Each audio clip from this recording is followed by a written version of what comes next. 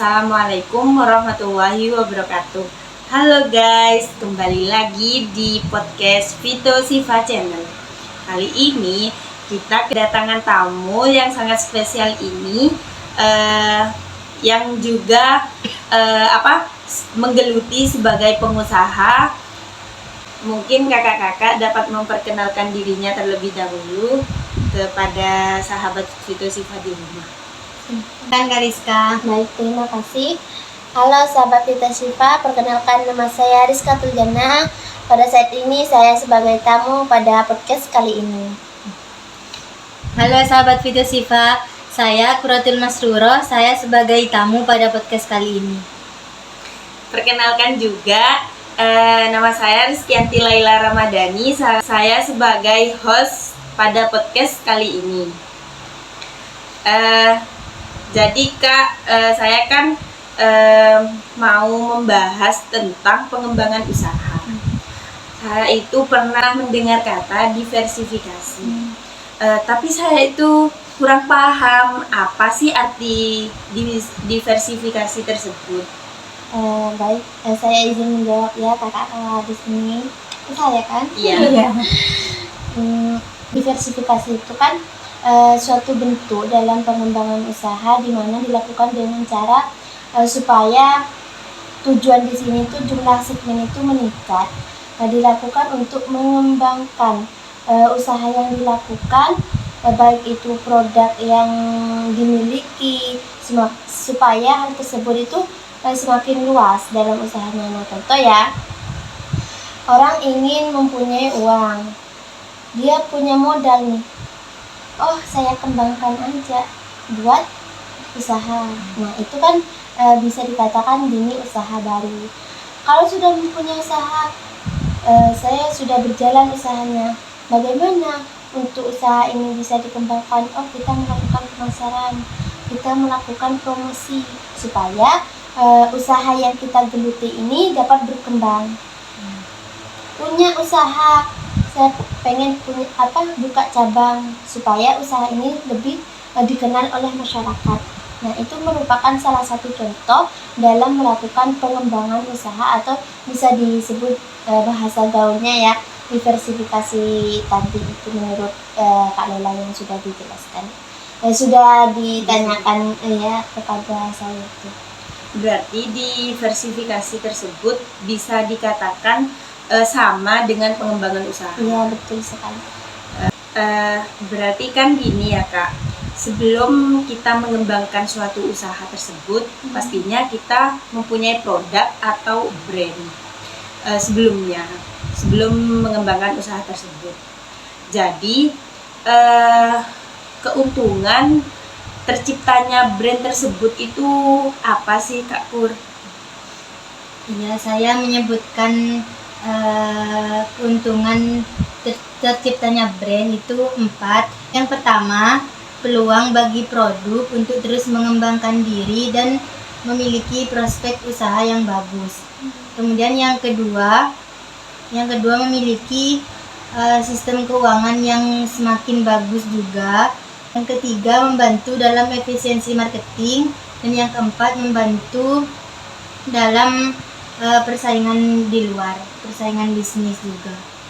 Berarti manfaatnya sangat berpengaruh ya untuk usaha yang kita kelola tersebut.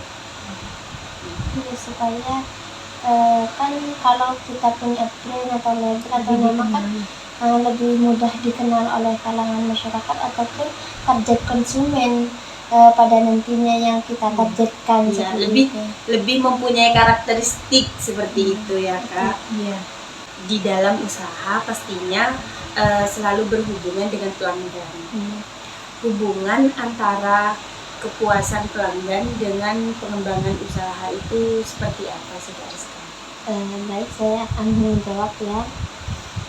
Hubungan antara kepuasan ya pelanggan dengan pengembangan usaha yang kita lakukan itu sangat berpengaruh sekali. Bahkan ada beberapa tingkatan dalam kepuasan pelanggan tersebut. ataupun kalau di dunia kefarmasiannya itu kan kepuasan pasien seperti itu ya. Itu ada beberapa tingkatan. Nah, di situ yang pertama memenuhi kebutuhan dasar bagi pelanggan. Ya, kalau misalnya saya ambil contoh orang di masyarakat ya. Nah, kalau di masyarakat itu kan kebutuhan yang kebutuhan dasarnya atau kebutuhan pokok kan pastinya kayak beras, minyak, telur, dan lain-lain sebagainya. Nah, itu kan merupakan hal yang paling dasar yang pastinya orang-orang tuh pasti membeli. Nah, bagaimana dalam melakukan pelayanannya? Oh, ternyata di masyarakat di sini jauh untuk membeli. Jadi saya ingin membuka usaha untuk jualan sembako. Nah, itu kan akan mempermudah bagi pelanggan dan akan ketika kita itu memberikan pelayanan terhadap pelanggan itu dengan ramah, itu kan akan puas. Oh, ternyata lebih enak beli di sana daripada beli di jauh. Orang di sini sudah ada toh, walaupun harganya lebih mahal daripada yang jauh. Itu memenuhi kebutuhan dasar-dasar bagi pelanggan. Kemudian yang kedua di sini memenuhi seperti harapan bagi pelanggan, akan tetapi pada nantinya itu akan menarik pelanggan kembali ke tempat tersebut. Nah, bagaimana semisal ya contoh kita membuka apotek ini, kita sudah melayani pasien tersebut dengan ramah, memberikan pengertian mengenai obat yang kita berikan yang telah dibeli oleh pasien tersebut, tempatnya bersih. Nah, itu kan akan memberikan, saya berharap kadang kan kita kalau mau beli-beli ya takut, galak dan lain sebagainya, berharap beli di sini ada obatnya. Itu kan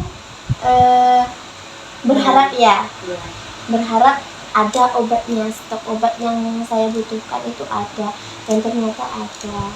Tapi karena orangnya ramah, tempatnya bersih, saya kalau nanti kalau mau beli obat beli di situ aja, di sana sudah komplit dan pelayanannya sangat ramah sekali. Kemudian yang ketiga ini melakukan lebih daripada apa yang diharapkan oleh pelanggan. Ya, kurang lebihnya nomor 2 dan 3 ini hampir sama. Tapi yang nomor 2 ini bagaimana cara menarik pelanggan itu bisa datang kembali.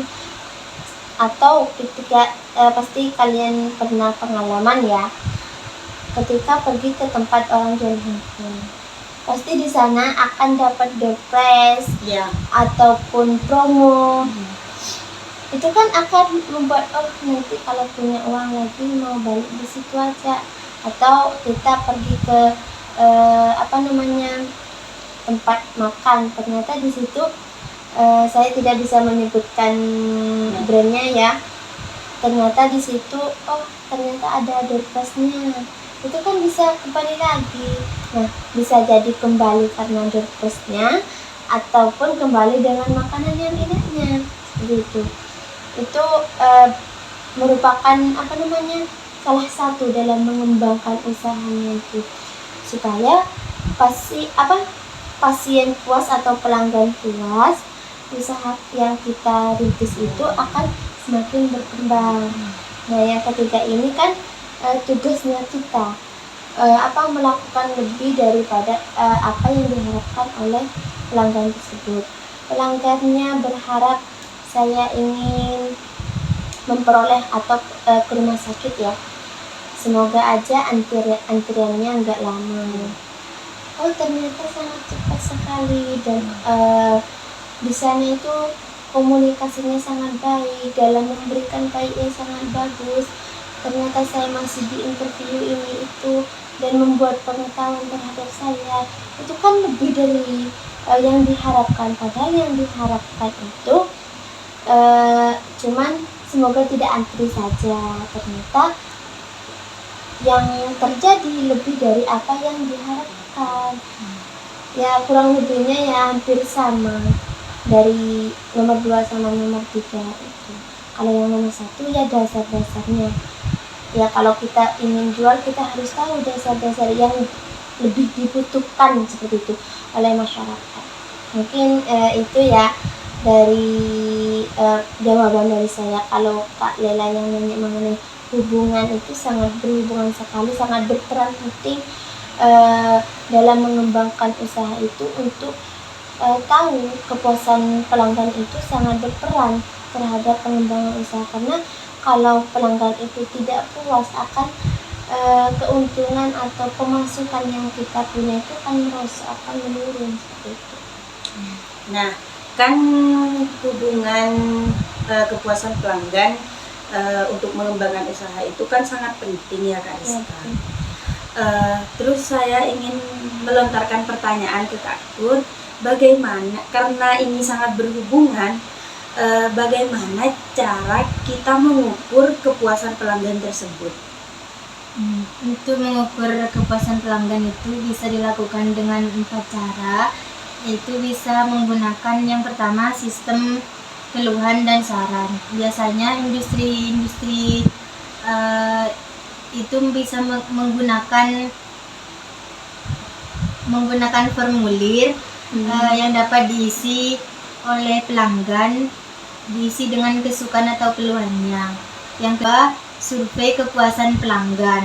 Survei kepuasan pelanggan itu biasanya industri melakukan survei secara berkala dengan cara mendaftarkan pertanyaan atau menelpon secara acak, menelpon pelanggan. Yang ketiga, pelanggan bayangan, yaitu pelanggan yang disuruh oleh suatu industri untuk mengetahui titik lemah atau titik kuat pada perusahaan tersebut. Kemudian yang keempat, analisa pelanggan yang beralih. Analisa pelanggan yang beralih itu biasanya industri melakukan atau menghubungi pelanggan secara acak juga untuk mengetahui penyebabnya tidak membeli lagi produk yang dijual. Kita dapat mengundang selebgram untuk mempromosikan produk kita, memperkenalkan produk kita, dan menilai produk yang kita miliki, seperti itu ya Kak Kur. Mengendorse. Iya, mengendorse. Terus kan kalau kita mengisi puas atau tidak makan di sini itu kan sudah familiar. Iya, jadul lah. Sekarang kan yang lagi ngehit itu endorsement seperti itu. Mungkin cukup sekian ya pembahasan kita pada pertemuan kali ini untuk pengembangan usaha. Mungkin sebelum kita menutup acara podcast ini, mungkin Kak Rizka dapat menyampaikan pesan pada pertemuan podcast kali ini. Dipersilahkan. Baik, terima kasih. Untuk teman-teman, saya ingin menyampaikan pesan mengenai tema pada podcast kali ini, terutama pada sahabat Vito Syifa, yaitu mengenai mengembangkan suatu usaha. Nah, dalam menjalankan usaha yang kita rintis ataupun bagi pemula yang telah melakukan usaha atau menggeluti usahanya, maka dari titik itu mari kita kembangkan usaha yang telah kita rintis tersebut supaya menanggulangi resiko terjadinya kebangkrutan seperti itu ya. Maka dari itu mari kembangkan usahanya, karena pada di era digital ini banyak sekali trik-trik atau cara-cara untuk mengembangkan usaha yang kita miliki, yang telah dijelaskan tadi mengenai endorse ya. Kita bisa melakukan endorse terhadap para orang-orang yang mempunyai kelebihan daripada kita, seperti itu. Jadi dalam mengembangkan usaha itu sangat mudah, yaitu tergantung bagaimana cara kita melakukan atau mengembangkan usaha tersebut.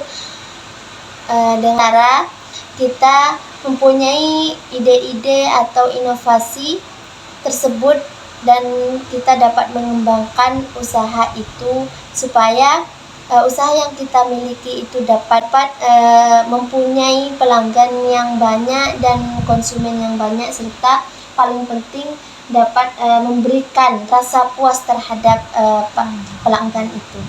Terima kasih.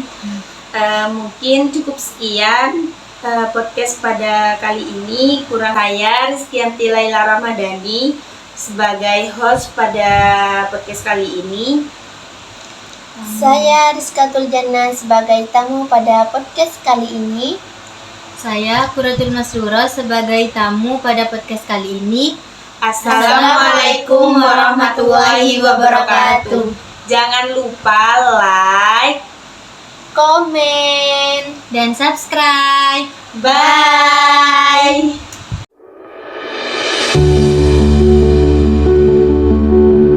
jangan lupa like, comment, share, and subscribe.